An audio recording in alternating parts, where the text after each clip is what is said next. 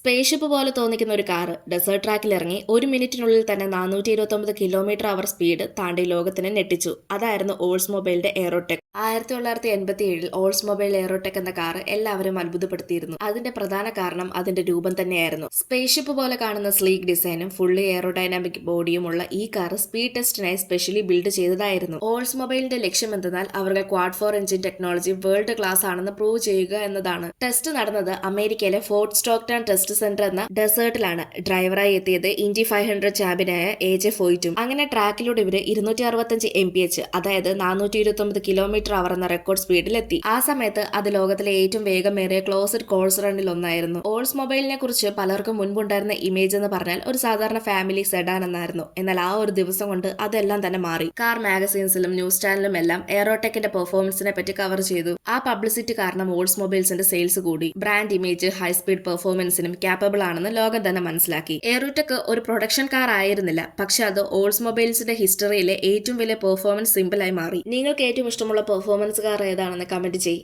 ഇതുപോലെയുള്ള കൂടുതൽ വീഡിയോസ് കാണാനായി ചാനൽ സബ്സ്ക്രൈബ് ചെയ്യാനും ഇൻസ്റ്റാഗ്രാമിൽ ഫോളോ ചെയ്യാനും മറക്കല്ലേ.